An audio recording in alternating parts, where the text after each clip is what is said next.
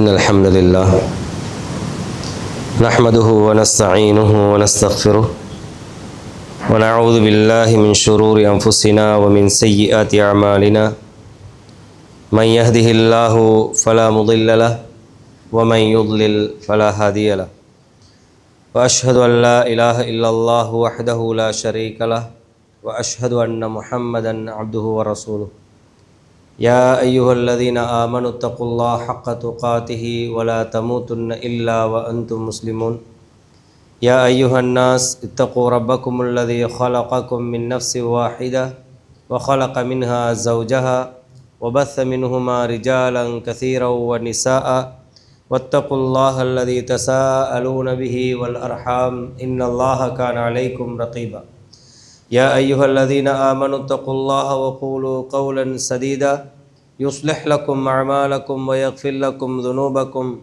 ومن يطع الله ورسوله فقد فاز فوزا عظيما أما بعد فإن أصدق الحديث كتاب الله وخير الهدي هدي محمد صلى الله عليه وسلم وشر الأمور محدثاتها وكل محدثة بدعة وكل بدعة ضلالة وكل ضلالة في النار. வார்த்தைகள் சிறந்தது அல்லாஹு தஆலாவுடைய வார்த்தை என்றும் வழிமுறைகளில் சிறந்தது நபி முஹம்மது ஸல்லல்லாஹு அலைஹி வஸல்லம் அவர்கள் காட்டி சென்ற வழிமுறைகள் என்றும் வழிமுறைகளில் மிகவும் மோசமானது இஸ்லாத்தின் பெயரால் ஏற்படுத்தப்படக்கூடிய புதுமைகள், அப்புதுமைகள் அத்தனையும் பிதஅத்துக்கள் எல்லாம் வழிகேடுகள் அத்தனையும் நரகத்துக்கு இட்டுச் செல்லும் என்ற நபி ஸல்லல்லாஹு அலைஹி வஸல்லம் அவருடைய பொன்மொழியை ஞாபகப்படுத்தியவனாக, அன்பின் இஸ்லாமிய சகோதரர்களே, அல்லாஹுவின் நல்லடியார்களே, இந்த நேரத்தில் அல்லாஹு தஆலா நமக்கு செய்திருக்கக்கூடிய அருட்கொடைகளை மனிதர்களை எவ்வாறு புறக்கணிக்கிறார்கள் அல்லது அதிலே பொடுபோக்காக இருக்கிறார்கள் என்ற அடிப்படையில் ஒரு சில செய்திகளை இந்த தர்பியா நிகழ்ச்சியிலே நானும் நீங்களும் பகிர்ந்து கொள்ளலாம். அன்புக்குரிய சகோதரர்களே, அல்லாஹு தஆலா சூரத்துன் நஹல் 18வது வசனத்திலே சொல்லுகிற நேரம், வ இன் தஉது நிஅமத்தல்லாஹி லா துஹ்ஸூஹா, அல்லாஹு தஆலாவுடைய அருட்கொடைகளை நீங்கள் எண்ணுவீர்களாக இருந்தால், கணக்கிடுவீர்களாக இருந்தால் அதனை நீங்கள் மட்டிட முடியாது. இன்னல்லாஹ லகஃபூருர் ரஹீம், நிச்சயமாக அல்லாஹு தஆலா மன்னிப்பவனாகவும் இரக்கமுள்ளவனாகவும் இருக்கிறான் என்ற இந்த வசனத்தை நாம் பார்க்கலாம்.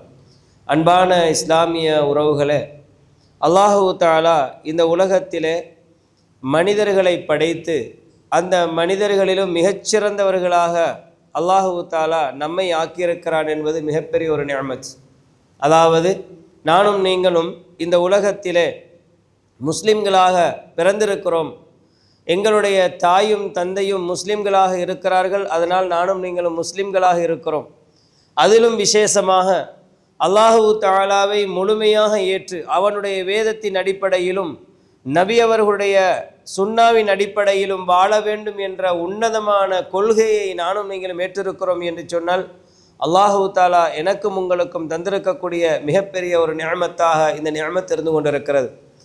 எனவே இவ்வாறு அல்லாஹுடைய நிஅமத்துக்களில் மிக பிரதானமான, யாருக்குமே கிடைக்காத, உலகத்தில் இருக்கக்கூடிய 800 கோடிகளுக்கும் அதிகமான மக்களுக்கு மத்தியிலே நானும் நீங்களும் முஸ்லிம்களாக இருக்கிறோம் என்று சொன்னால், அதிலும் அல்லாஹுடைய வேதத்தையும் சுன்னாவையும் பின்பற்றி வாழ வேண்டும் என்ற நோக்கத்தோடு இருக்கிறோம் என்று சொன்னால், இது அல்லாஹ் எனக்கும் உங்களுக்கும் தந்திருக்கக்கூடிய மிகப்பெரிய ஒரு நிஅமத்தாகும். இந்த நிஅமத் என்று சொல்லுவது சாதாரணமாக நாங்கள் சாப்பிட்டு விட்டு வீசுகிற அல்லது ஒதுக்குற மாதிரியான ஒரு பொருள் கிடையாது. இந்த நிஅமத்தை நானும் நீங்களும் அல்லாஹு தஆலா நமக்கு தந்திருக்கிறானே என்பதற்காக நாம் என்ன செய்ய வேண்டும் என்பதனை புரிந்து கொள்ள வேண்டும். இவ்வாறான நிஅமத்துக்களை அல்லாஹ் நமக்கு தந்திருக்கிற பொழுது அதிலே நாம் சரியாக இருக்கிறோமா என்பதனை சிந்தித்து பார்ப்பதற்கும் நானும் நீங்களும் கடமைப்பட்டிருக்கிறோம். இப்படி ஒவ்வொரு விடயங்களை எடுத்தாலும் அன்பான இஸ்லாமிய உறவுகளே, நாங்கள் இந்த உலகத்திலே அல்லாஹு தஆலா எங்களை முஸ்லிம்களாக படைத்து அதிலும் அந்த கொள்கைவாதிகளாக தூய்மையான இஸ்லாத்தோடு வாழ வேண்டும் என்ற அடிப்படையில் எங்களை ஆக்கி சுய புத்திகளோடு வாழச் செய்து எந்த குறைகளும் இல்லாமல் எங்களை வாழச் செய்திருக்கிறான் என்றால், இந்த நிஅமத்துகளை நாம் எப்படி மட்டிட முடியும் என்று நானும் நீங்களும் சிந்தித்து பார்க்க கடமைப்பட்டிருக்கிறோம். அந்த வகையிலே எங்களுக்கு அல்லாஹு தஆலா தந்திருக்கக்கூடிய இஸ்லாம் என்பது ஒரு பெரிய நிஅமத். அதே போல இந்த உலகத்திலே அல்லாஹ் மனிதர்களை படைத்து அவர்களை நரகத்திற்கு அனுப்ப வேண்டும் என்ற நோக்கம் இறைவனுக்கு கிடையாது. இந்த உலகத்திலே படைக்கப்பட்டிருக்கக்கூடிய அத்தனை மனிதர்களும் சுவர்க்கம் செல்ல வேண்டும் என்பதுதான் அல்லாஹ்வுடைய நாட்டம். அந்த வகையிலே தான் முஸ்லிம்கள் என்று வருகிற பொழுது நமக்கெல்லாம் அல்லாஹு தஆலா நாம் செய்கின்ற சிறிய சிறிய அமல்களை அல்லாஹு தஆலா அவன் அதனை மிக அதிகமான நன்மைகள் தருவதற்காக சிறப்பான காலங்களையும் மாதங்களையும் நேரங்களையும் அல்லாஹு தஆலா நமக்கு ஏற்படுத்தி இருக்கிறார். அந்த வகையில் ரமலானுடைய காலத்திலே நாம் வளமையாக தொழக்கூடிய தொழுகை தான், நாம் வளமையாக செய்யக்கூடிய அமல்கள் தான். ஆனால் அந்த அமல்களுக்கு மிகச்சிறப்பான கூலிகளை தருவதாக இறைவன் வாக்களிக்கிறான். அதே போன்று துல்ஹிஜ்ஜாவுடைய மாதத்தை எடுத்துக்கொண்டால் முதல் 10 நாட்களுடைய அந்த சிறப்புகளை நாம் பார்க்கிற நேரம் அல்லாஹு தஆலா நமக்கு என்ன சொல்லுகிறான் என்று சொன்னால், தூதர் ஸல்லல்லாஹு அலைஹி வஸல்லம் அவர்கள் சொல்லுகிறார்கள், இறை பாதையிலே நாம் ஈடுபடுவதை விட அறப்போரிலே ஈடுபடுவதை விட மிகச்சிறந்த அமல்களாக அல்லாஹுக்கு மிக விருப்பமானவைகளாக அவைகள் இருக்கின்றன என்ற செய்தியை நமக்கு சொல்லுகிறார்கள். அல்லாஹ் மிக விரும்பக்கூடிய அமல்களாக துல்ஹிஜ்ஜாவுடைய அந்த முதல் 10 நாட்களில் செய்யப்படக்கூடிய அமல்கள். இதெல்லாம் ஏன் அல்லாஹ் நமக்கு தருகிறான்? அல்லாஹ் என்னையும் உங்களையும் சொர்க்கத்திற்கு அனுப்ப வேண்டும் என்பதற்காக. அதிலும் ஒரு விசேஷம் என்ன தெரியுமா?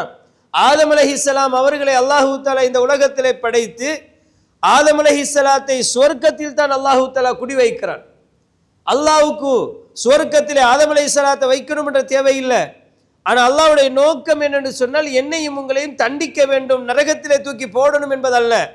எங்களோடு அல்லாஹு தஆலா இரக்கமானவனாக இருக்கிறான், எங்களோடு அல்லாஹு தஆலா அவருடைய அருள் பார்வை கொண்டு பார்க்கிறான். என்னையும் உங்களையும் சொர்க்கத்துக்கு அனுப்ப வேண்டும் என்ற அந்த நோக்கத்தோடு அல்லாஹ் பார்க்கிறான்.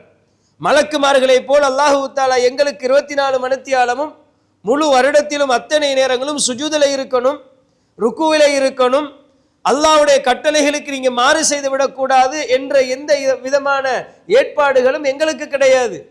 மனிதர்கள் என்று வருகிற நேரம் எங்களுக்கு அல்லாஹு தஆலா பாவங்களுக்கும் தவறுகளுக்கும் மத்தியிலே தான் எங்களை படைத்திருக்கிறான். நாங்கள் பிழைகள் செய்வோம். அந்த பிழைகளுக்கு அல்லாஹு தஆலா தௌபா என்ற ஒரு வாசலை திறந்து வைத்திருக்கிறான். ஆனால் அந்த தௌபாவை நானும் நீங்களும் கேட்காவிட்டாலும் கூட, நானும் நீங்களும் அல்லாஹ்கிட்ட நாங்கள் மன்றாடி யா அல்லாஹ் நான் தவறு செய்து விட்டேன் என்று நாங்கள் கேட்காவிட்டாலும் கூட அல்லாஹ் மன்னிப்பதற்கான ஏராளமான வழிகளை ஏற்படுத்தி வைத்திருக்கிறான். இதை மாதிரி அல்லாஹ்வுடைய அந்த நிஅமத்துக்களை நாங்கள் ஒவ்வொன்றாக பார்க்கிற அன்பான உறவுகளே, அல்லாஹு தஆலா என்ன உங்களை மன்னிச்சு சொர்க்கத்துக்கு அனுப்பணும் என்பது அவனுடைய நோக்கம் என்பதனை புரிந்து கொள்ளலாம். இதை விட அல்லாஹ்வுடைய நிஅமத்தை வேறு எது நாம் சொல்ல முடியும்? அல்லாஹ்வுடைய தூதர் ஸல்லல்லாஹு அலைஹி வஸல்லம் அவர்கள் நமக்கு சொல்லுகிற செய்தி என்ன தெரியுமா? அல்லாஹ் மன்னிப்பாள். இந்த வசனத்துல கூட நீங்க அல்லாஹ்வுடைய நிஅமத்துக்களை கணக்கிட்டு பார்த்தீங்கன்னு சொன்னா அதை உங்களால கணக்கிட்டு முடியாது, உங்களுக்கு அளவிட்டு முடியாது. அதை நீங்க எல்லாம் இத்தனை நிஅமத்துக்கள் அல்லாஹ் எனக்கு செய்திருக்கிறான் என்று உங்களால சொல்ல முடியாது. அந்த அளவுக்கு நிஅமத்துக்களை அல்லாஹ் தந்திருக்கிறான். எங்களுடைய பார்வைகள், எங்களுடைய உடல் உறுப்புகள், எங்களுடைய புத்தி, எங்களுக்கு இருக்கக்கூடிய இவ்வாறான அனைத்து விடயங்களும் அல்லாஹ்வுடைய நிஅமத்துக்களாக இருக்கின்றன. அதே நேரம் அன்பான உறவுகளே, நாம் செய்கின்ற தவறுகளை மன்னிப்பதற்கு அல்லாஹு தஆலா இந்த வசனத்தில் என்ன சொல்றான் என்று சொன்னா, இன்னல்லாஹ லகஃபூருன், நிச்சயமாக அல்லாஹு தஆலா மன்னிக்க கூடியவனாக இருக்கிறான் என்று சொல்றான்.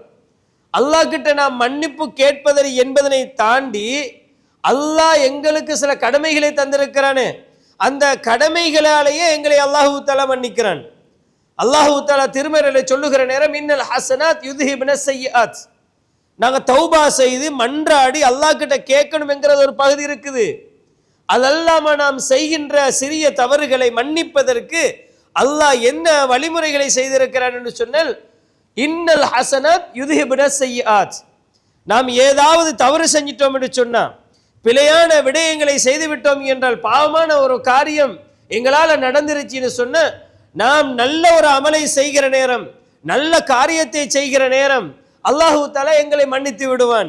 அல்லாஹ் எங்களை மன்னிப்பதற்காக வேண்டி அந்த நல்ல காரியங்களை வைத்திருக்கிற ஒரு மனிதனுக்கு ஒரு தவறு நடந்துருச்சு, ஏதாவது ஒரு பிழை நடந்துருச்சு, அவனால தெரியாம அந்த பிழை நடந்து விட்டது என்று சொன்னால், அஸ்தக்ஃபிருல்லாஹ் வ அதூபு இலைஹி, யா அல்லாஹ் நான் உன்னிடத்தில் மன்னிப்பு கேட்கிறேன், நான் உன் பக்கம் மீண்டு விடுகிறேன் என்ற ஒரு வார்த்தையை சொல்லி விடுகிறான் என்று வைத்துக் கொள்ளுங்கள். அல்லது ஒரு நன்மையான காரியத்தை செய்து விடுகிறான், ஒரு உதவியை செய்து விடுகிறான், யாருக்காவது ஏதாவது உதவிகளை செய்து விடுகிறான் என்று சொன்னால் அவன் செய்த தவறுகளை அல்லாஹ் மன்னித்து விடுகிறான். நன்மையான காரியங்களால் அவனுடைய பிழையான காரியங்களை அல்லாஹு தஆலா மன்னித்து விடுகிறான். அவனுடைய பிழையானவைகளை நல்லவைகளை கொண்டு மூடி விடுகிறான். இப்படியெல்லாம் இரக்கமானவன் தான் இந்த ரப். அதே நேரம் அன்பான இஸ்லாமிய உறவுகளே, அல்லாஹு தஆலா தூதர் ஸல்லல்லாஹு அலைஹி வஸல்லம் அவர்கள் மூலமாக எங்களை மன்னிக்கின்ற அந்த வடிவங்களை சொல்லுகிற நேரம், நம் தொழுகைக்காக வேண்டி வுது செய்கிறோமே, அல்லாஹுவுக்கு கட்டுப்பட்டு நான் ஒரு அடியான் என்று இந்த உலகத்திலே வாழுகிற மனிதனுக்கு அல்லாஹ் கொடுக்கிற மன்னிப்பு எப்படி தெரியுமா? நியமத்துகள் எப்படி இருக்கிறது தெரியுமா? நாம் அல்லாஹ் கடமையாக்கிய ஒரு தொழுகையை அவனுக்காக வேண்டி தொழ வேண்டும். அல்லாஹ் என் மீது கடமையாக்கி இருக்கிறான்னு நாங்கள் பள்ளிக்கு வர்றோமே. ரசூலுல்லாஹ் ஸல்லல்லாஹு அலைஹி வஸல்லம் அவர்கள் யார் ஒருவர் வீட்டில் உது செஞ்சு கொண்டு வராங்களோ அவர்களுக்கு இப்படி சிறப்புன்னு சொல்றாங்களே, அந்த அடிப்படையில் முதலாவதாக ஒரு மனிதன் தொழுகைக்காக வேண்டி வீட்டில் உது செய்கிறான்னு வைங்க. வீட்டிலே உது செய்து கொண்டு அவன் அந்த உதுவோடு மஸ்ஜிதுக்கு வருகிற நேரம் ரசூலுல்லாஹ் சொன்னார்கள், அவனுடைய உடலில் இருந்து அவனுடைய முகத்தில் கைகளிலிருந்து ஒரு கடைசி சொட்டு நீர் வடியுமே, அது வரைக்கும் அல்லாஹ் அவனுடைய பாவங்களை மன்னிக்கிறான். கைகளால் செய்த பாவங்களை அவனுடைய கைகளை கழுவுகின்ற நேரம் அல்லாஹ் மன்னித்து விடுகிறான். முகத்தை கழுவுகின்ற நேரம் அவனுடைய உறுப்புகளால் செய்யப்பட்ட அந்த பாவங்களை அல்லாஹ் மன்னித்து விடுகிறான். காலை கழுவுகின்ற நேரம் கால்களால் செய்யப்பட்ட பாவங்களை, சிறு பாவங்களை அல்லாஹு தஆலா மன்னித்து விடுகிறான். இப்படியெல்லாம் அல்லாஹ் எதற்கு மன்னிக்கணும்? எங்களை நரகத்தில் போடணும் என்று சொன்ன அல்லாஹ்க்கு இதெல்லாம் மன்னிக்க வேண்டிய அவசியமே கிடையாது. அப்ப அல்லாஹு தஆலா இந்த அளவுக்கு எங்களை மன்னித்து அவன் சொர்க்கத்தில் எங்களை கொண்டு சேர்க்க வேண்டும் என்பது அவனுடைய நோக்கமாக இருக்கிறது என்பதனை நானும் நீங்களும் புரிந்து கொள்ள வேண்டும். வீட்டிலே ஒரு மனிதன் வுது செய்து கொண்டு மஸ்ஜிதுக்கு வருகிறான் என்று சொன்னால் அவனுடைய ஒவ்வொரு எட்டுகளுக்கும், மஸ்ஜிதை நோக்கி வைக்கக்கூடிய ஒவ்வொரு எட்டுகளுக்கும் ரசூலுல்லாஹ் ஸல்லல்லாஹு அலைஹி வஸல்லம் அவர்கள் கொடுக்கிற சிறப்பு என்ன? அவனுடைய ஒரு பாவம் மன்னிக்கப்படுகிறது, ஒரு நன்மை எழுதப்படுகிறது என்று ரசூலுல்லாஹ் ஸல்லல்லாஹு அலைஹி வஸல்லம் சொன்னாங்களா இல்லையா? அப்ப அந்த நடந்து வாரத்துக்கும் நன்மை இருக்கிறது, மன்னிப்பு இருக்கிறது என்று அல்லாஹ்வுடைய தூதர் ஸல்லல்லாஹு அலைஹி வஸல்லம் சொல்கிறார்கள். ஃபர்லான தொழுகையை ஒரு மனிதன் தொழுகிறான், லுஹர் தொழுகை என்று சொன்னால் அந்த லுஹர் தொழுகையை தொழுகிறான். தொழுததற்கு பிறகு அவன் அசர் தொழுகையை எதிர்பார்த்தவனாக இருக்கிறான் என்று சொன்னால் அவன் லுஹருடைய தொழுகையை தொழுதுவிட்டு அசருடைய நேரத்திற்குள் அவனால் நிகழ்ந்த அந்த சிறிய பாவங்களை அல்லாஹு தஆலா மன்னிக்கிறான். லுஹர தொழுத ஒரு மனிதனுக்கு அசர் தொழுகை வரைக்கும் இடைப்பட்ட அந்த நேரத்துக்குள்ள நடக்கக்கூடிய தவறுகளை அல்லாஹு தஆலா மன்னிக்கிறான். அசர் தொழுத ஒரு மனிதனுக்கு மக்ரிபுடைய நேரம் வரைக்கும் இடைப்பட்ட அந்த நேரத்தில் ஏற்பட்ட தவறுகளை அல்லாஹ் மன்னிக்கிறான். மக்ரிபிலிருந்து இஷா வரைக்கும், இஷாவிலிருந்து சுபஹ் வரைக்கும், சுபஹிலிருந்து லுஹர் வரைக்கும் என்று அந்த தொழுகையுடைய அந்த ரொட்டேஷன் சென்று கொண்டே இருக்கிறது. அல்லாஹ் இப்படியெல்லாம் எங்களை ஏன் மன்னிக்க வேண்டும்? அல்லாஹ் ஏன் எங்களுக்கு இந்த நிஅமத்துக்களை தந்திருக்கிறான்? என்னையும் உங்களையும் நரகத்தில் தூக்கி வீச வேண்டும் என்பதற்காகவா? எங்களை தண்டிக்க வேண்டும் என்பதற்காகவா? இல்லை அன்பான உறவுகளே, என்னையும் உங்களையும் அல்லாஹ் சுவர்க்கத்துக்களை போடணும், சுவர்க்கத்தில் நுழைவிக்கணும், எங்கள் அந்தஸ்துகளை கூட்டணும், என் அடியான் எனக்கு கட்டுப்பட்டவனாக இந்த உலகத்தில் வாழ்கிறானா என்ற ஒரே ஒரு காரணத்திற்காக அதனை மாத்திரம் அல்லாஹு தஆலா பரிசோதித்து அதற்காக வேண்டி எங்களுக்கு இந்த நன்மைகளை தந்து கொண்டிருக்கிறான். ஒரு ஜும்ஆவை முறையான முறையில் நேர காலத்தோடு தொழக்கூடிய ஒரு மனிதனாக இருந்தால் அல்லாஹ் என் மீது இந்த ஜும்ஆவுடைய தொழுகை கடமையாக்கி இருக்கிறான் என்று ஒரு மனிதன் ஜும்ஆவை தொழுகிறான். ஹுத்பாவுக்கு மிம்பருக்கு ஹத்தீப் முன்னுக்கு வருகிறான், ஹுத்பாவை கேட்கிறான், தொழுகையில் ஈடுபடுகிறான் என்றால் ரசூலுல்லாஹ் அவனுக்கு சொன்ன சிறப்பு என்ன தெரியுமா? அடுத்த ஜும்ஆ வரைக்கும் அவனுக்கு நடக்கக்கூடிய அந்த சிறிய பாவங்களை அல்லாஹு தஆலா மன்னிக்கிறான் என்று அருமை தூதர் ஸல்லல்லாஹு அலைஹி வஸல்லம் சொன்னார்கள். அல்லாஹ் எங்கெல்லாம் மன்னிப்பு வச்சிருக்கிறான்னு பாருங்க. அல்லாஹு தஆலா என்னுடைய நிஅமத்துக்களை நீங்கள் கணக்கிடவே முடியாது என்று சொல்லிவிட்டு அந்த நிஅமத்துக்களை நீங்கள் சரியாக செய்ய மாட்டீர்கள், அந்த நிஅமத்துக்களை நீங்கள் சரியாக உணர்ந்து கொள்ள மாட்டீர்கள், அதற்கு நீங்கள் நன்றி செலுத்த மாட்டீர்கள். ஆனால் அல்லாஹ் உங்களை மன்னிக்கிறான். எப்படியெல்லாம் மன்னிக்கிறான்னு பாருங்க. அன்பான இஸ்லாமிய உறவுகளே, ஒரு ரமலானிலே நோன்பு நோற்ற மனிதன் அடுத்த ரமலானிலே நோன்பு நோட்கிற அந்த அடுத்த ரமலான் அடைகிற வரைக்கும் இடைப்பட்ட பாவங்களை அல்லாஹு தஆலா மன்னிக்கிறான் என்று எல்லாவற்றுக்குமே மன்னிப்பை அல்லாஹு தஆலா கொடுக்கிறான். அன்பான இஸ்லாமிய சகோதரர்களே, அல்லாஹ் நம் மீது சில கடமைகளை கடமையாக்கி நாம் அவனுடைய அடியார்கள், அடிமை என்பதனை நிரூபிக்கின்ற அந்த விடயத்தை சரியாக செய்வோமாக இருந்தால் அந்த கடமை மாத்திரம் நாம் நிறைவேற்றுகின்ற பொழுது அல்லாஹ் எங்களை மன்னித்து தூய்மைப்படுத்துகிறான் என்று அருமை தூதர் ஸல்லல்லாஹு அலைஹி வஸல்லம் அவர்கள் சொன்னார்கள். அன்பான இஸ்லாமிய சகோதரர்களே, இவ்வளவெல்லாம் அல்லாஹு தஆலா நிஅமத்துக்களை தந்திருக்கிறான். இந்த நிஅமத்துக்களை நானும் நீங்களும் சரியாக பயன்படுத்தவில்லை என்றால் எவ்வளவு நஷ்டவாளிகள் தெரியுமா? இன்னும் ஒரு வகையிலே சொல்லுவதாக இருந்தால், ரசூலுல்லாஹ் ஸல்லல்லாஹு அலைஹி வஸல்லம் அவர்கள் சொன்னார்கள், நிஅமத்தானி மக்பூனுன் ஃபீஹி கஸீரு மினன் நாஸ். இரண்டு நிஅமத்துக்கள் இருக்கின்றன. அந்த நிஅமத்துகளிலே அதிகமான மனிதர்கள் பொடுபோக்காகவே இருக்கிறாங்க, பொருட்படுத்தாமல் இருக்கிறார்கள். அஸ்ஸஹத்து வல் ஃபராக், ஆரோக்கியமும் ஓய்வு நேரமும் என்று நபி அவர்கள் சொன்னார்கள். எங்கட ஆரோக்கியம் இருக்கிற நேரத்தில் நாங்க எவ்வளவெல்லாம் எங்களுக்கு இபாதத்து செய்யலும், எவ்வளவெல்லாம் அமல் செய்யலும், எவ்வளவெல்லாம் எங்களோட அந்தஸ்துகளை உயர்த்தேலும், ஆனா நாங்க செய்யறது கிடையாது. எங்களால் ஏலும் என்று நினைக்கிற நேரம், ஏலும் என்று எங்களோட உடல் எங்களுக்கு ஏலும் என்று சொல்லுகிற நேரம், அந்த ஆரோக்கியம் எங்களோட உடம்புல இருக்கிற நேரம் எங்களுக்கு எந்த அமலையும் செய்யறதுக்கு மனசு இல்லை. குர்ஆன் ஓதேலும், குர்ஆன் ஓத மாட்டோம். எங்களுக்கு தொலையேலும், தொழ மாட்டோம். எங்களுடைய திக்ருகளை செய்யலும், செய்ய மாட்டோம். எங்களுக்கு எந்தெந்த அமல்களை எல்லாம் செய்யலும் அதெல்லாம் செய்ய முடியும், ஆனா செய்ய மாட்டோம். வசதி உள்ளவர்கள் அடிக்கடி அடிக்கடி தர்மங்களை செய்து கொண்டிருக்க முடியும், ஆனா செய்ய மாட்டோம். அல்லாஹ்வுடைய திருவசனம் எப்படி நமக்கு சொல்கிறது? வஅன்ஃபிகு மிம்மா ரஸக்னாக்கும், உங்களுக்கு நாங்கள் தந்திருக்கக்கூடிய ரிஸ்கிலிருந்து நீங்கள் செலவழியுங்கள் என்று அல்லாஹ் தஆலா சொல்கிறான். நாங்க சம்பாதிச்சது, நாங்க கஷ்டப்பட்டது, நான் கஷ்டப்பட்டு தேடினதுன்னு யாருக்கும் சொல்ல இயலாது. ஆனா அல்லாஹ் என்ன சொல்றான்னா, உங்களுக்கு தந்ததிலிருந்து செலவழியுங்க. எங்களுக்கு அல்லாஹ் தஆலா தந்திருக்கக்கூடிய அந்த ரிஸ்கில் இருந்து எங்களுக்கு தர்மங்கள் செய்வதற்கான வாய்ப்பு இருந்தும் அதை நாங்கள் கொடுக்காம இருந்துட்டு, மனிதன் எப்ப யோசிக்கிறான் தெரியுமா? தனக்கு சுய புத்தி இருக்குது, நல்ல ஆரோக்கியம் இருக்குது, ஒரு விஷயத்தை தான் தேடினிலிருந்து செலவழிச்சிட்டு எங்களுக்கு தாராளமாக அதுல இருந்து இன்னும் தேடலாம் என்ற அந்த தைரியம் இருக்குது. இவ்வளவு இருந்தாலும் ஒரு மனிதன் அந்த தர்மத்தை செய்ய மாட்டான். எப்ப யோசிப்பான் தெரியுமா? மரண தருவாயிலே அவனுடைய உயிர் கைப்பற்றப்படுகிற நேரம், சக்கராத்துடைய நேரம், அல்லாஹ் கிட்ட கெஞ்சுவான். செய்யாத அமல்களுக்கு அல்லாஹ் கிட்ட மன்னிப்பு கேட்பான். யா அல்லாஹ், செய்யறதுக்கு அவகாசம் தா என்று கேட்பான். 1000 வருடங்கள் அவனுக்கு கொடுக்கப்பட்டாலும் மனிதன் நன்றி கெட்டவனாகவே இருப்பான். அல்லாஹ்வுக்கு அவன் நன்றி கெட்டவனாகவே இருப்பான். அவன் அவனாகவே தான் இருப்பான். ஆனா அல்லாஹ் தான் என்ன செய்வான் தெரியுமா? என்னுடைய அடியானை நான் மன்னிக்கணும் என்று அல்லாஹ் முடிவெடுப்பான். அடியானை நான் மன்னிக்கணும்னு முடிவெடுப்பான். அல்லாஹ் தஆலா அவனுக்கு கொடுத்திருக்கக்கூடிய அந்த ரிஸ்குகள் இருக்குதே, அதுல இருந்து நீங்க செலவழிங்க என்று சொல்லுகிற நேரம், அவன் கடைசி நேரத்துல, அவனுடைய சக்ராத்துடைய நேரம், மரண தருவாயுடைய நேரத்திலே அவன் என்ன சொல்லுகிறான்? ஃபஅஸ்ஸதக், யா அல்லாஹ், நான் சதகா செய்கிறேன். வஅகும் மினஸ் ஸாலிஹீன், நான் சாலிஹான ஒரு மனிதனாக மாறுகிறேன் என்று அவனுடைய மரணப்படுக்கையில் அவன் கேட்கிறான். இவனுக்கு அல்லாஹ் தஆலா அவகாசம் கொடுக்க மாட்டான். அல்லாஹ் அவனுக்கு அவகாசம் கொடுக்க மாட்டான். மனிதனுடைய நிலைமை என்ன தெரியுமா? எப்பவுமே கடைசிக்கு தான் யோசிக்கிறது. அப்ப அந்த தர்மத்தை கூட அவனால கடைசி அந்த அல்லாஹ் தஆலா கொடுத்திருக்கக்கூடிய பொருளாதாரம் என்ற நியமத்தை அவனுக்கு செலவு செய்து அல்லாஹ் கிட்ட நன்மை அடைந்து கொள்ள வேண்டுமே, சுவர்க்கத்தில் அந்தஸ்தை உயர்த்தி கொள்ள வேண்டுமே என்ற நோக்கம் அவனுக்கு இல்லை.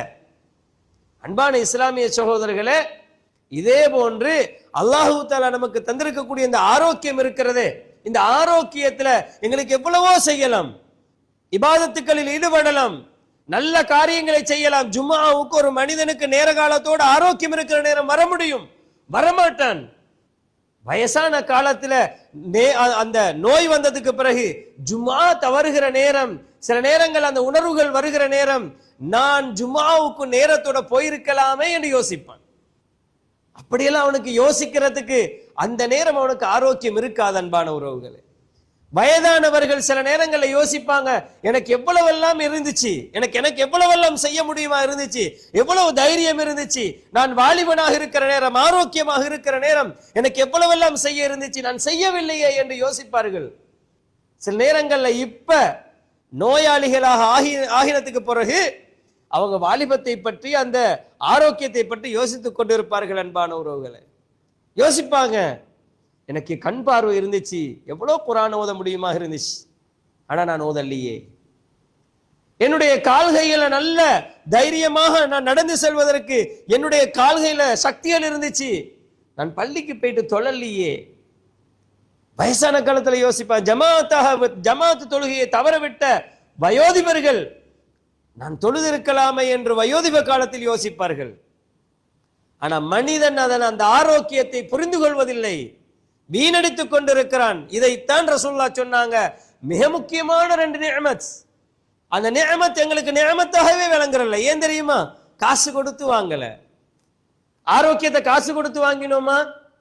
நாங்க ஒரு காய்ச்சல், ஒரு தலைவலி, ஒரு நோய் என்ற நேரம் செலவழிக்கிறோமே, அந்த செலவழிக்கிற நேரம் தான் பெருமதி விளங்குது. நான் தலைவலி இல்லாம இருந்தால், காய்ச்சல் இல்லாம இருந்தால், என் உடல் ஆரோக்கியமாக இருந்தால் என்று நாம செலவழிக்கிற நேரம் யோசிக்கிறோம். எங்களுக்கு அல்லாஹ் தஆலா உடம்பில் இருக்கக்கூடிய ஒவ்வொரு பார்ட்ஸையும் எவ்வளவு நிஅமத்தாக தந்திருக்கிறான். ஒரு ஆளுக்கு அவனுடைய உடம்பில் இருக்கக்கூடிய ஒவ்வொரு பார்ட்ஸையும் நினைச்சு பார்த்தாலே விளங்கும் அன்பான உறவுகளே, எவ்வளவு பெருமதியானது. இப்ப எனக்கு இந்த கண்ணாடியை கழட்டு சின்ன எழுத்துக்களை வாசிக்கலான்றது எவ்வளவு கவலையா இருக்கும் தெரியுமா? இதே மாதிரி ஒவ்வொருவருக்கும் இருக்குமா இல்லையா? நாங்க சில நேரங்கள்ல இந்த கண்ணாடி இல்லாம நான் குர்ஆனை ஓதுவதற்கான வாய்ப்பு இருந்து நான் ஓத கிடைக்கலையே, எனக்கு அல்லாஹ் தஆலா சந்தர்ப்பத்தை தந்தானே, அந்த நிஅமத்தை நான் பயன்படுத்தலையே என்ற அந்த கவலை இருக்குமா இல்லையா? அன்பான உறவுகளே, அல்லாஹ் எனக்கும் உங்களுக்கும் தந்திருக்கிற இந்த நிஅமத்துகளை நாம் சரியாக பயன்படுத்துவதில்லை. பொடுபோக்காளர்களாக இருக்கிறோம், வீணடித்துக் கொண்டிருக்கிறோம். அதைத்தான் ரசூலுல்லாஹ் சொல்றாங்க, 2 நிஅமத் இருக்குது, அதுல மனிதர்கள் பொடுபோக்காகவே இருக்கிறாங்க. அடுத்தது அன்பான உறவுகள் என்ன தெரியுமா? ஓய்வு நேரம். ஓய்வு நேரம், ஓய்வு நேரத்தை நாம் பயன்படுத்துறது இல்ல. தாராளமா நேரம் இருக்கும். வியாபாரிகளாக இருக்கட்டும், யாராக இருந்தாலும் அல்லாஹ் தஆலா எங்களை 24 மணித்தியாலவும் ஓய்வில்லாம வேலை செய்யற அளவுக்கு இந்த உலகத்துல படைச்சில்ல. ஓய்வு இருக்குது. அந்த ஓய்வு நேரங்களை நாங்க பயன்படுத்தாம எப்ப நாங்க கவலைப்படுவோம் தெரியுமா? சுவர்க்கத்தில் அல்லாஹ் தஆலா எல்லாரையும் நுழைவிக்கிற நேரம், ஒவ்வொரு அந்தஸ்துகளில் ஒவ்வொரு மனிதர் இருப்பார்கள். அந்த அந்தஸ்துகள்ல கூடிய ஜன்னத்துல் ஃபிர்தௌஸிலே இருக்கக்கூடிய மனிதர்களை பார்த்து சுவர்க்கத்தில் அந்தஸ்து குறைஞ்ச ஒரு மனிதன் யோசிப்பான், எனக்கு எவ்வளோ நேரம் இருந்தது, பிரயோசனம் இருக்குமா? பிரயோசனம் இருக்குமா? அந்த ஓய்வு நேரங்களை பற்றி அங்கே சிந்திப்பதில் எந்த பிரயோசனமும் கிடையாது. அன்பான உறவுகளே, நானும் நீங்களும் ஒரு பயணம் போறோம்னு வைங்க, எங்களுக்கு நாங்க நடந்து போறோம் அல்லது வாகனத்துல போறோம் அல்லது கடையில வேலை செய்து கொண்டிருக்கிறோம், வியாபார ஸ்தலங்களிலே இருக்கிறோம், வீடுகளிலே இருக்கிறோம், நாம் அமர்ந்திருக்கிற நேரமும் சரி, நடந்து கொண்டிருக்கிற நேரமும் சரி, ஏதோ ஒரு வகையில் பிஸி இல்லாத நேரம், யாரோடைய பேசிக் கொண்டிருக்கிற நேரம் இல்ல, செய்கிற நேரம் அல்ல, அதல்லாத ஏனைய நேரங்களில் எங்களுக்கு திக்ர் செய்ய இயலாதா? ஒரு சுப்ஹானல்லாஹ்வை சொல்வதற்கு எங்களுக்கு எவ்வளவு நேரம் போகும்? அல்லாஹ் தஆலா தொழுகைக்கு பிறகுதான் ரசூலுல்லாஹ் மூலமாக நமக்கு வழிகாட்டுகிறான். சுப்ஹானல்லாஹ் 33, அல்ஹம்துலில்லாஹ் 33, அல்லாஹு அக்பர் 33 என்று வழிகாட்டுறான். ரோட்ல போகல 33 சொல்லலையே. அந்த சுப்ஹானல்லாஹ்வுக்குள்ள பெருமதி என்ன? ஒரு சுப்ஹானல்லாஹ்வை ஒரு மனிதன் சொன்னான், அவன் சுவர்க்கத்தில ஒரு பேரித்த மரத்தை அவனுக்கு நட்டப்படுகிறது என்று அருமை தூதர் ஸல்லல்லாஹு அலைஹி வஸல்லம் சொன்னாங்க. சுப்ஹானல்லாஹ் என்பது, அல்ஹம்துலில்லாஹ் என்பது வானத்துக்கும் பூமிக்கும் இடைப்பட்ட மிக விசாலமான சிறப்புகளை கொண்டது என்று ரசூலுல்லாஹ் சொல்லி காட்டுறாங்க. இதெல்லாம் எங்களுக்கு கண்முன்னுக்கு தெரியாதனால நம்ம எதையும் செய்யறது இல்லை. எங்களுக்கு ரோட்ல போற நேரம், கடையில் இருக்கிற நேரம் சுப்ஹானல்லாஹ் சுப்ஹானல்லாஹ் சுப்ஹானல்லாஹ் சொல்ல முடியுமா இல்லையா? அல்ஹம்துலில்லாஹ் சொல்ல முடியுமா இல்லையா? ரசூலுல்லாஹ் ஸல்லல்லாஹு அலைஹி வஸல்லம் அவர்கள் சொன்னார்களே, லா இலாஹ இல்லல்லாஹ் வஹ்தஹு லா ஷரீக லஹு லஹுல் முல்கு வ லஹுல் ஹம்த் வ ஹுவ அலா குல்லி ஷைஇன் கதீர். இந்த கலிமாவை, இந்த வாசகத்தை ஒரு மனிதன் ஒரு நாளைக்கு 100 தடவை சொல்லுவானாக இருந்தால் அவன் தான் உலகத்திலே மிகச்சிறந்த மனிதன் என்று ரசூலுல்லாஹ் சொன்னாங்களே. இந்த சிறப்பான மனிதனாக ஒவ்வொரு நாளும் எனக்கும் உங்களுக்கு மாற இயலாதா? எனக்கும் உங்களுக்கு மாற இயலாதா? இஸ்மாயில் அலைஹிஸ்ஸலாத்து வஸ்ஸலாம் அவர்களுடைய சந்ததியிலே, அவர்களுடைய அந்த சந்ததியிலே அடிமைகளை விடுதலை செய்த நன்மை எனக்கும் உங்களுக்கும் பெற இயலாதா? ரசூலுல்லாஹ் சொன்னாங்க, யார் ஒரு நாளைக்கு இந்த 100 இந்த திக்ருகளை சொல்றாங்களோ அவர் சிறந்தவர், அதை விட அதிகமாக சொல்றவர் தான் சிறந்தவர் என்றாங்க ரசூலுல்லாஹ். 100 தடவை சொன்ன அவன் சிறந்தவன், 101 சொன்ன அவன் சிறந்தவன் என்று ரசூலுல்லாஹ் காட்டி கொடுக்கிறாங்க. எங்களுக்கு சும்மா இருக்கிற நேரம் சொல்ல இயலாதா? ஆனா செய்ய மாட்டோம், செய்ய மாட்டோம். நாங்க குர்ஆனை பிரட்டித்தான் ஓதணும் என்று இல்ல, குர்ஆனுடைய சிறப்பை படிச்சிருக்கிறோம். ரசூலுல்லாஹ் சொன்னாங்க, இந்த குர்ஆனுடைய சிறப்பை சொல்லுகிற நேரம் அலிஃப் லாம் மீம் என்று ஒரு ஹர்ஃப் என்று நான் சொல்ல மாட்டேன். அலிஃப் என்பது ஒரு ஹர்ஃப், லாம் என்பது ஒரு ஹர்ஃப், மீம் என்பது ஒரு ஹர்ஃப். ஒவ்வொரு ஹர்ஃபுக்கும் 10 நன்மை என்று ரசூலுல்லாஹ் சொன்னாங்க. சூரத்துல் ஃபாத்திஹாவை அல்ஹம்துலில்லாஹி ரப்பில் ஆலமீன் என்று ஓதினாலே 150 நன்மைக்கு மேல எங்களுக்கு கிடைக்கும். நாங்க கணக்கிட்டு பார்த்தா கூட, நாங்க சும்மா இருக்கிற நேரம் அல்ஹம்துலில்லாஹி ரப்பில் ஆலமீன திரும்பி திரும்ப திரும்ப திரும்ப ஓதினால் நன்மை கிடைத்துக் கொண்டிருக்குமே. செய்கிறோமா? ஓய்வு நேரங்களை பயன்படுத்தினோமா? சூரத்துல் இக்லாஸ் கருத்தை உணர்ந்து அதனுடைய அர்த்தத்தை உணர்ந்து விளக்கத்தை உணர்ந்து ஒரு மனிதன் அந்த சூரத்துல் இக்லாஸை ஓதினால் அல்லாஹ்வுக்கு முரணாக எந்த ஒரு காரியத்தையும் செய்வதற்கு, அல்லாஹ் அல்லாத வேறு யாருக்கிட்டையும் தன் தேவைகளை முன்வைப்பதற்கு எந்த ஒரு மனிதனும் நாட மாட்டான். அன்பான இஸ்லாமிய உறவுகளே, இந்த அளவுக்கு இமாம் ஷாஃபி ரஹ்மத்துல்லாஹி அலைஹி அவங்க சொல்றாங்க, சூரத்துல் அஸ்ர் இருக்குதே, இந்த சூரத்துல் அஸ்ரை ஒரு மனிதன் படிச்சு கொண்டாலே அவனுக்கு வாழ்க்கையில் எல்லாத்துக்கும் போதும் என்று சொல்கிறார்கள். அந்த அளவுக்கு சூரத்துல் அஸ்ருடைய சிறப்பு இருக்குது. இப்படி எல்லாம் நாங்க ஒவ்வொரு சூறாவுடைய சிறப்புகளை தெரிஞ்சு அது எங்களுக்கு சந்தர்ப்பம் கிடைக்கிற சும்மா ஓதிக்கொண்டிருக்கிறது. ரோட்ல போறோமா, வீட்டுக்கு போய் தொழுதுட்டு போற நேரம் யாருடையாவது போய் வெளியில போயிட்டு குறைகளை பேசிக் கொண்டிருப்பதை விட, புறம் பேசிக் கொண்டிருப்பதை விட, யாரை பத்தியாவது ஏதாவது சொல்லிக் கொண்டிருப்பதை விட வீடு வரைக்கும் சூரத்துல் ஃபாத்திஹா ஒரு 3 தடவை ஓதினோம்னு வைங்களேன், தொழுத நன்மை வேற, நாங்க அந்த இறை சிந்தனையோடு சென்ற நன்மை வேற, சூரத்துல் ஃபாத்திஹா ஓதின நன்மை வேற, அந்த ஒவ்வொரு ஹர்ஃபுக்கும் கிடைக்கிற நன்மைகள் வேற. அன்பான உறவுகளே, வீடு வரைக்கும் சொல்றோம், ரோட்டை கடக்கிறோம், சூரத்துல் ஃபாத்திஹா ஓதிக்கொண்டு போறோம், அல்லாஹ் பத்தி யோசிச்சு கொண்டு போறோம், எக்ஸிடென்ட் நடக்குது, அல்ஹம்துலில்லாஹ். மற்றவங்க இன்னாலில்லா சொல்லட்டும், எங்களுக்கு அல்ஹம்துலில்லாஹ். இறை சிந்தனையோட போனோம். யாரையாவது பத்தி பேசிட்டு இருக்கிறோம், கடைக்கு ஒரு ஆள் வாராரு, வியாபாரம் செஞ்சுட்டு இருக்கிறோம், யாரா வாராங்க, அந்த ஓய்வு நேரங்களை நாம் யாரையாவது பத்தி கேட்டுட்டு இருக்கிறோம், திடீரென்று நெஞ்சு அடைக்குது, மௌத்தாகிறோம், எப்படி இருக்கும்? அன்பான இஸ்லாமிய உறவுகளே, ஓய்வு நேரங்கள் என்பது சாதாரணமான நிஅமத் அல்ல. எனவே நாவுகளை அசைப்பதனூடாக சுப்ஹானல்லாஹ், அல்ஹம்துலில்லாஹ், அல்லாஹு அக்பர், லா ஹவ்ல வலா குவத இல்லா பில்லாஹ், இவ்வாறான திக்ர்கள் ஏராளமா இருக்குது. ரசூலுல்லாஹ் ஸல்லல்லாஹு அலைஹி வஸல்லம் அவர்கள் சொன்னார்கள், அல்லாஹும்ம அன்த ரப்பி சய்யிதுல் இஸ்திக்பார். எங்களுக்கு தெரியும் இந்த சய்யிதுல் இஸ்திக்பார் ஒரு மனிதன் கருத்தை உணர்ந்து காலையில் ஒரு முறை ஓதினால் மாலை நேரத்துக்குள் அவன் உயிர் பிரிந்தால் அவன் சொர்க்கவாதி, மாலையில ஒரு முறை ஓதி காலை நேரத்துக்குள் அவன் மரணித்தால் அவன் சொர்க்கவாதி என்று ரசூலுல்லாஹ் சொன்னாங்க. இந்த திக்ர்கள் எங்களுக்கு ஓத இயலாத, ஓய்வு நேரங்கள்ல ஓத இயலாத, பயன்படுத்த இயலாத? சுப்ஹானல்லாஹி வபிஹம்திஹி ஒரு நாளைக்கு ஒரு 100 தடவை ஓதினால் கடல் நுரையளவு பாவம் இருந்தாலும் மன்னிக்கப்படும் என்று ரசூலுல்லாஹ் சொன்னார்கள். சுப்ஹானல்லாஹி வபிஹம்திஹி, சுப்ஹானல்லாஹி வபிஹம்திஹி, சுப்ஹானல்லாஹில் அஸீம். மறுமை நாள்ல மீசான்ல மிக கனமான வார்த்தைகள் என்றாங்க ரசூலுல்லாஹ். என்ன கஷ்டம்! ஓய்வு நேரங்களை பயன்படுத்துறதுக்கு வழி இல்லையா? நாங்க எப்படி தெரியுமா யோசிக்கிறோம் ஓய்வு நேரங்களை பயன்படுத்த? யாரையாவது பத்தி இன்ட்ரெஸ்டா கதைக்கலாதா, யாரையாவது பத்தி ஏதாவது புறம் பேசிக் கொண்டிருக்கலாதான் யோசிக்கிறோமே தவிர, அன்பான உறவுகளே, நான் சொர்க்கத்தில் அந்தஸ்தை பெற வேண்டும் என்று யோசிக்கிறது இல்லையே. எனவே இவ்வாறான இந்த நிஅமத்துகளை பாலடிச்சு கொண்டிருக்கிறோமா இல்லையா? எங்களுக்கு கிடைச்சிருக்கிற இஸ்லாத்தை பாலடிக்கிறோம். இப்ப இந்த நேரத்துல அல்லாஹ்வுடைய மாளிகையில நாம் எல்லாம் உட்கார்ந்து இருக்கிறோமே, இது கூட மிகப்பெரிய ஒரு அருள் சகோதரர்களே. இந்த அருளை புறக்கணித்து வெளியில் இருக்கக்கூடியவர்கள் எத்தனை பேர் இருக்கிறோம்? எங்களோட சமூகத்தில் எத்தனை பேர் இருக்கிறாங்க? ரசூலுல்லாஹ் இந்த மஜ்லிஸுக்கு சொன்ன சிறப்பு என்ன? அல்லாஹ் தஆலா இந்த மஜ்லிஸை சூழ ரஹ்மத்தை வைத்திருக்கிறான். ரஹ்மத்துடைய மலக்குமார்கள் உட்கார்ந்து கொண்டிருக்கிறாங்க, சக்கீனத்திலிருந்து இறங்கிக் கொண்டிருக்கிறது. அல்லாஹ் எங்களை பத்தி சிறப்பாக சொல்லிக் கொண்டிருக்கிறான்.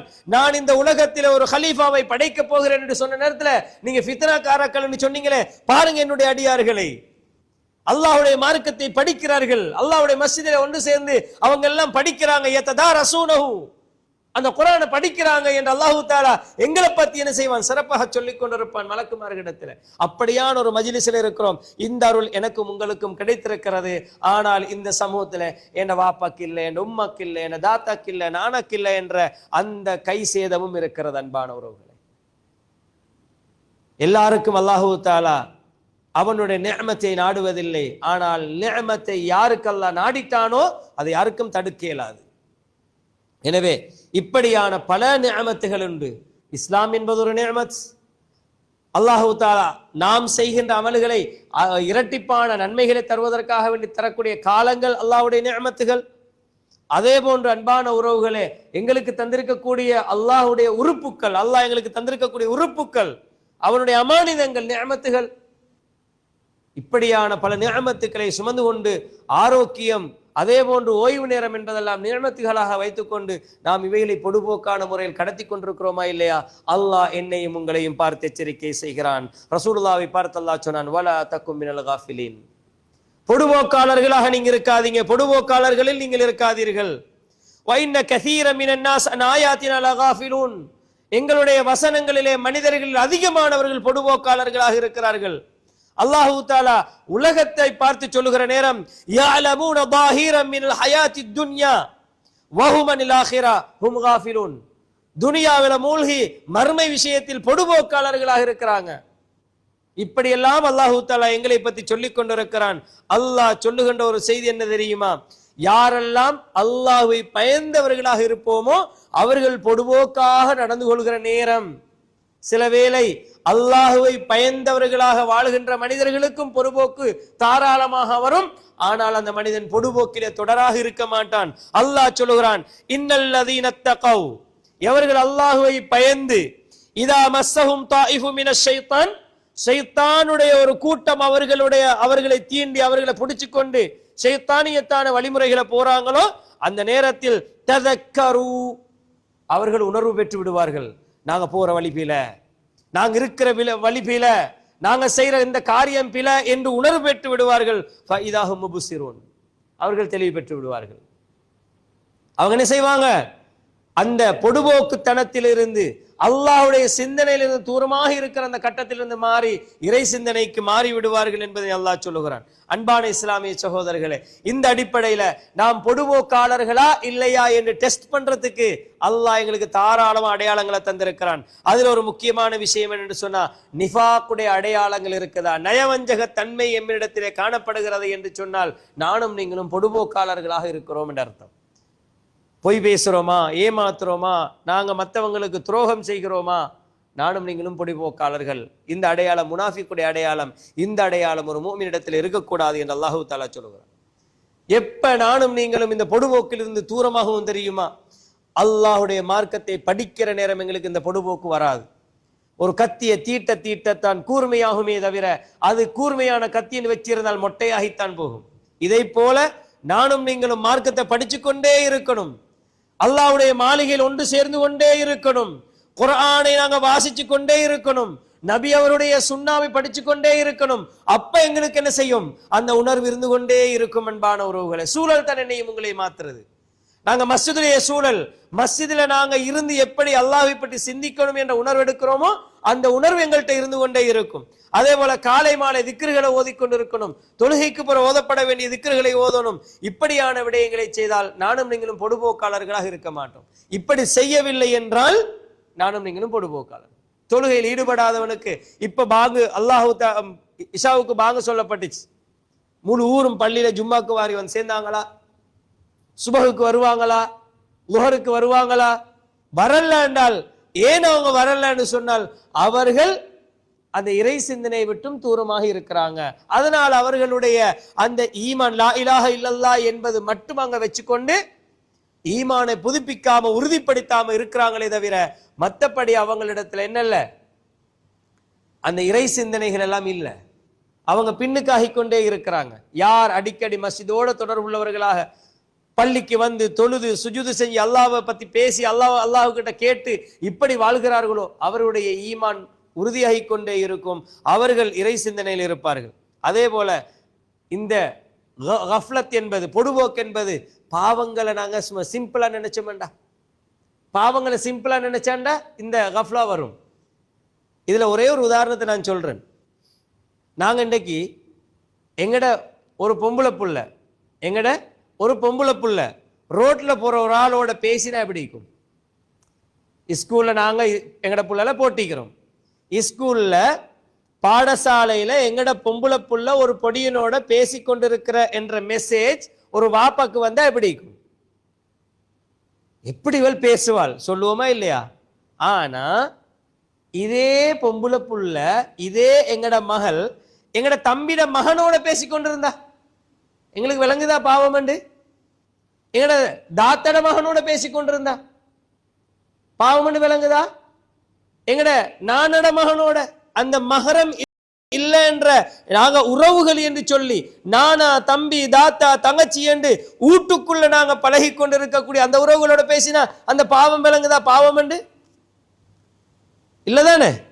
இதை போலதான் பாவத்தை ஒரு மனிதன் செய்து பழகிவிட்டால், சிம்பிளா நினைச்சிட்டா, அவனிடத்தில் அந்த பாவத்தை பற்றிய பயம் என்பது அவனுடைய உள்ளத்தில் இருக்காது. பாவத்தை பற்றியான அந்த பயம் இருக்காது. அல்லாஹ் பிடிச்சிருவானே, நான் இந்த நேரத்தில் மரணித்தால் எனக்கு இது ஆபத்தானதாக இருக்குமே என்ற அந்த உணர்வு அவனுக்கு இருக்காது. பாவத்தை சிம்பிளா நினைச்சா. அன்பான இஸ்லாமிய சகோதரர்களே, அதே போன்றுதான் எங்களுடைய வாழ்க்கையில இந்த பாவம் என்பது, நாங்கள் இந்த பொடுபோக்கு என்பதனை இப்படியும் ஒரு வகையில யோசிக்கலாம். அல்லாஹு தாலா தெளிவாகவே நமக்கு சொல்கிறான், ஒரு மனுஷனுக்கு பேராசை